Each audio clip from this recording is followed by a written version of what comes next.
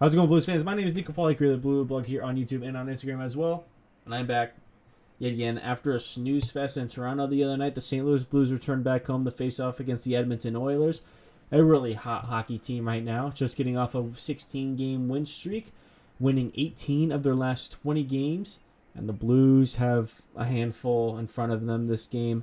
But right off the puck drop, they looked prepared and they looked ready. You could tell that they had a morning skate today, and they wanted to bounce back after last game's absolute pooper that they laid out for the fans and for the team. And yeah, hot start, but I mean against this Edmonton team, you got to be on top of it.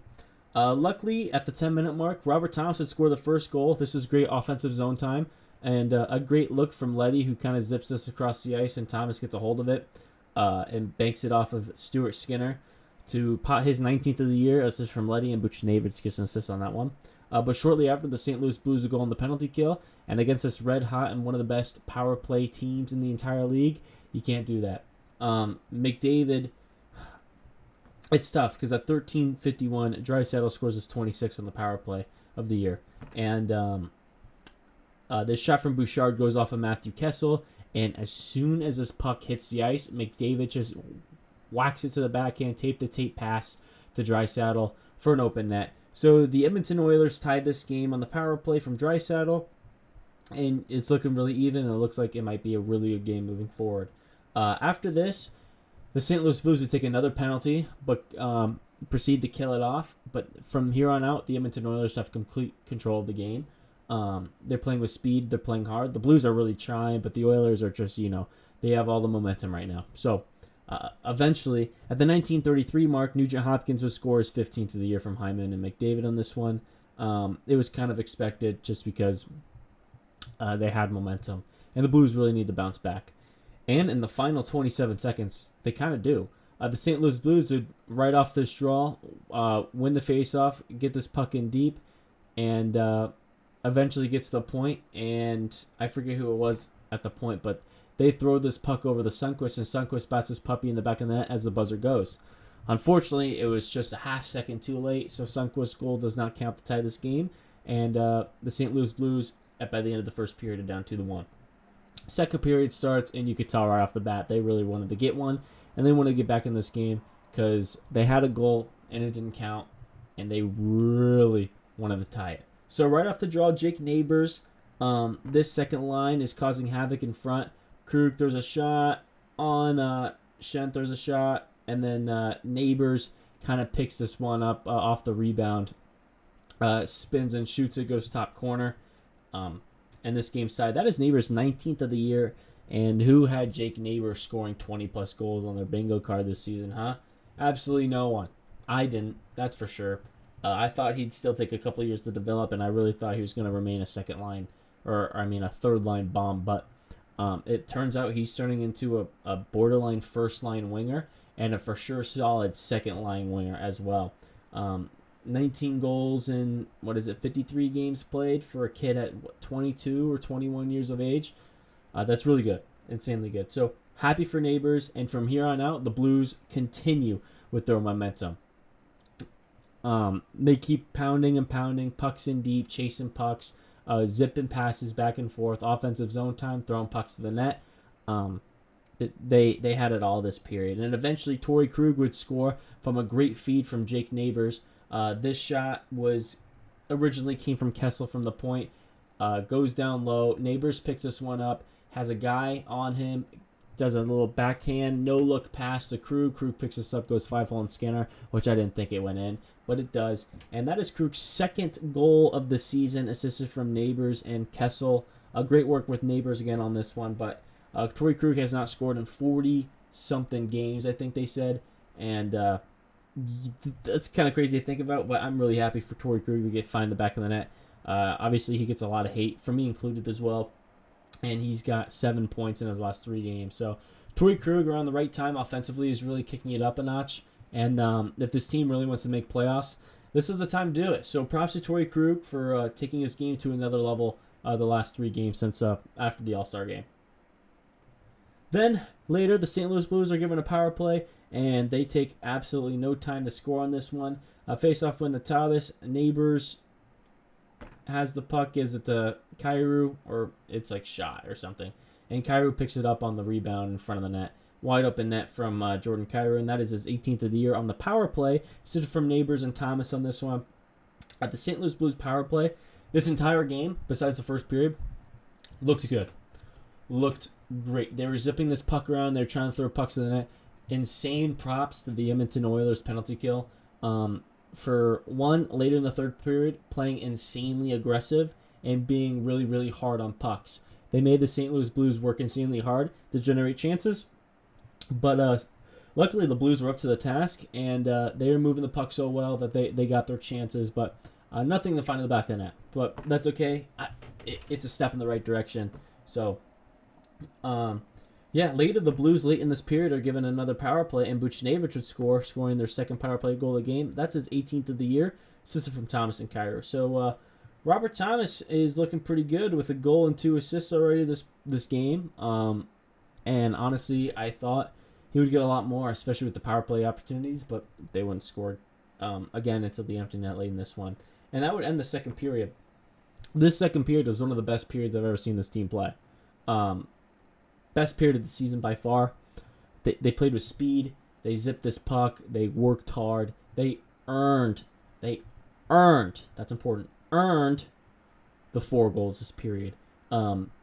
Earning goals with this team is so tough. So tough. It's been tough all season. They managed to win games that they're not really supposed to. I'm talking the Calgary game. I'm talking Vancouver. And the next one after that, I forget what it was. But they were like, 2-1, low-scoring game victories that they had no business of being in the game. But they ended up scoring. I don't really think those goals and wins were fully earned. But this game was an earned win. Third period comes around, and obviously the Edmonton Oilers are going to push back, and they have a massive pushback. They're coming in hot. They're shooting pucks from everywhere. They're trying to get redirections. Not a lot of hitting the net, but when they do, Jordan Bennington was there to stand up to the task. Eventually, this puck would be in front of the net. Perry gets good body positioning on Matthew Kessel, and plus it goes off, I think, Kevin Hayes' stick from Kulak's shot, and Perry scores 5th of the year at the 11-14 mark. This is from Kulak and McDavid. So though pre-game I saw a lot of accounts and the Blues broadcasting team on here were saying that the Blues are the only team to keep McDavid under a point per game. Well, after that, McDavid has, 3 points this game. So I don't, maybe that stat changed. I don't know. So now it's a 5-3 game, and I was really expecting the Oilers to get a butt ton of momentum. Fortunately for the St. Louis Blues, the Oilers were just not disciplined tonight, and they were taking penalty after penalty, and eventually they would get a power play. Yet again, I believe this one may have been a high stick or a tripping.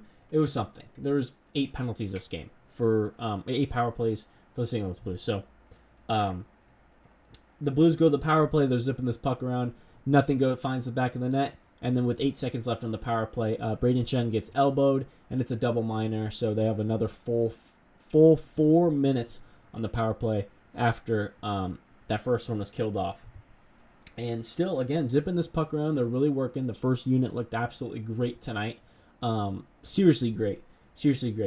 I know people would prefer shooting a lot more. I could hear it from the crowd through the TV, but I don't think they had the lane or the open shot to shoot it. Unfortunately, it's tough. I wish pucks could get to the net more, but they got to find ways to zip this puck a lot faster if they want to get pucks to the net, and eventually they did. They would try, but the Oilers had an answer for almost everything at this point. They kill off the double minor on this one, which kind of kills the Oilers' momentum and kills time off the clock as well. Though during these penalty kills, the Oilers would come down and try and get their own chances, but the Blues are up to the task. Nothing went in the back of the net, and Bennington was there to make the saves as well. Eventually, around 3 minutes left, the Edmonton Oilers will pull the goalie, get in the offensive zone. This is unassisted from Saad, but Saad picks up this puck from the own D zone, just sends it to the other end of the ice, and he finds the back of net for his 14th of the year. It says unassisted, but I wouldn't be surprised if they give an assist to Braden Shen on this one. And that would complete this game, a 6-3 win for the St. Louis Blues. Jordan Binnington played absolutely unreal. I think they took away one of his saves, but I have it listed right here.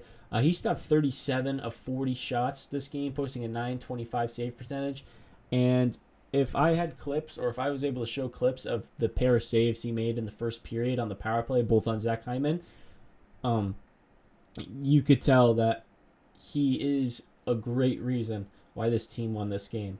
After he makes two great saves on Hyman on the penalty kill, and the goalie's the best penalty killer in the game. If your goalie's not your best penalty killer, you have a problem, right? So Binnington makes a pair of great saves to keep this game going from, at this point, maybe 3-1, 4-1 potentially.